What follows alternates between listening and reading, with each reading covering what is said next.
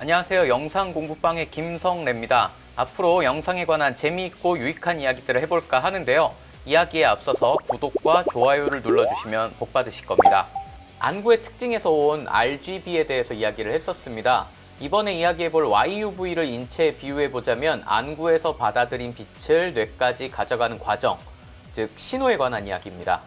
YUV는 분명히 알아둬야 하는 아주 중요한 개념이지만 태생부터 기술과 아주 밀접한 관련이 있습니다. 때문에 조금 어려울 수도 있는데요. 저 역시 기술적인 이야기를 제대로 해낼 깜냥이 없기 때문에 최대한 기술적인 이야기들은 덜 하는 방식으로 진행해 보겠습니다. 색보정에 관련해서 처음 올린 영상에서 운동, 형태, 색깔, 깊이를 기억해달라는 이야기를 했었습니다. 사람의 얼굴만 인식하는 영역을 포함해서 그 외에도 여러 가지 방식으로 뇌는 시각을 형성하는데요.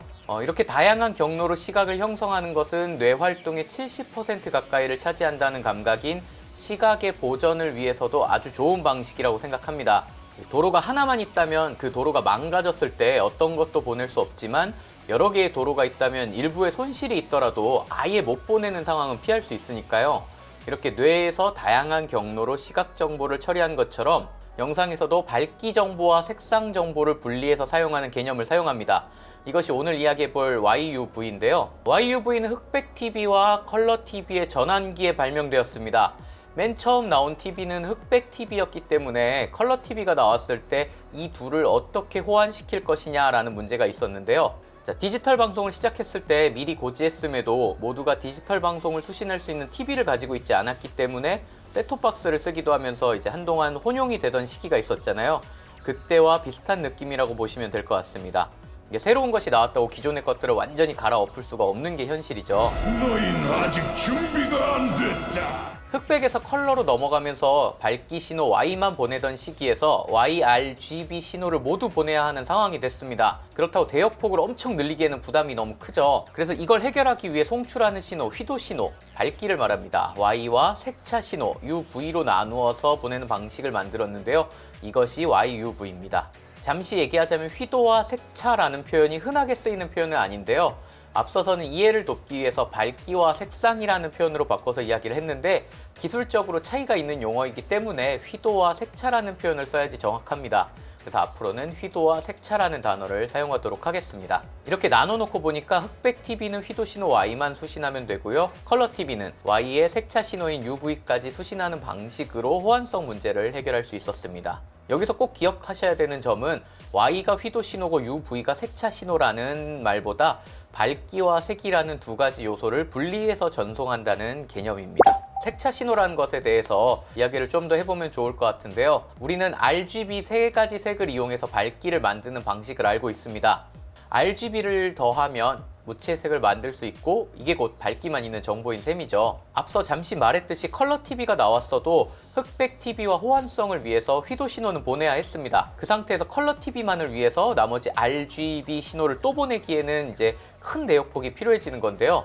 그래서 여기에서 Y값이 RGB 조합으로 만들어진다는 것들을 떠올렸습니다. 이제 물론 Y값을 어떻게 만드는지에 관한 수식은 사용하는 환경에 따라서 달라집니다만 처음 컬러 TV를 만들 때는 이런 수식에서 계산을 했다고 합니다.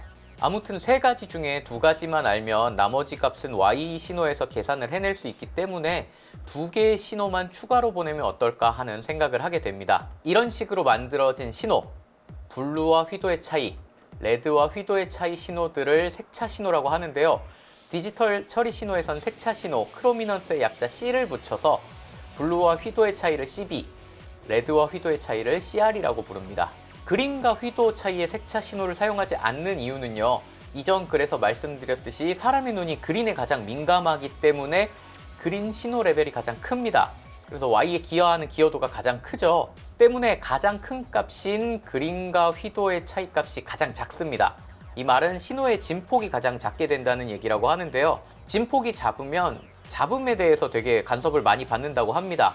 전문 용어를 쓰자면 신호 대 잡음비가 불리해진다는 건데요. 굳이 잡음이 끼기 쉬운 신호를 사용할 이유가 없었던 거죠. 그래서 그린과 휘도의 신호를 사용하지 않는다고 합니다. 복잡하지만 깔끔함. 저도 이 부분에 관해서 더 깊이 기술적으로 좀 속 시원하게 말씀드릴 수 있는 능력이 되지 않아서요. 이런 부분에 대해서 더 알고 싶으신 분들은 이 책을 보시면 좋을 것 같습니다. 지금 말씀드린 내용도 이 책에서 도움을 많이 받았습니다. 그래도 개념적으로 휘도 정보와 색차 정보를 분리한다, 어떤 식으로 만드는 것이다, 이런 개념들이 조금 이해가 되셨으면 좋겠습니다. 그림으로 설명하는 부분이 더 와닿을 수 있을 것 같아가지고 이번엔 다른 방식으로 이야기를 해보겠습니다. RGB 영상에서도 이야기했었지만 RGB 3개의 축으로 좌표를 만들어내면 3차원의 육면체가 생기는데요. 실제 그렇지는 않겠지만 편의를 위해서 정육면체 형태로 만들어 볼 수 있을 겁니다. 이게 말 그대로 RGB 색공간이 되는 것이죠. 이해를 돕기 위해서 김도훈 선생님이 올려주신 전개도를 출력해서 조립해봤습니다. 대략 이런 느낌이겠죠. 자, 이렇게 색공간을 가로지르는 축이 밝기가 되는데요. 이 밝기를 하나의 축으로 삼고 여기에 직교하는 두 축을 만들어서 공간을 표현해 볼 수 있겠죠. 자, 이렇게 만들어진 두 축이 우리가 이야기하는 UV축, 디지털에서 사용하는 CB-CR축이 되는 겁니다. 이 가로축을 기준으로 잘라서 2차원 좌표 평면에 나타내면요, 이와 같은 모습이 되겠죠. 이 화면을 보면서 익숙한 느낌이 드실 수 있습니다. 그도 그럴 것이 이 좌표 평면을 쓰는 분석 도구가 벡터스코프이기 때문인데요. 우리가 벡터스코프에서 사용하는 X축과 Y축이 바로 U와 V축이죠. 이런 부분까지 알고 나면 색 보정하실 때 조금 더 독특한 방식으로 작업을 진행해 볼 수 있을 겁니다. 이런 부분에 관해서도 다음 영상에서 이야기해 보도록 하겠습니다. 그럼 오늘은 여기까지 해보도록 하고요. 저는 다음 영상에서 찾아뵙겠습니다.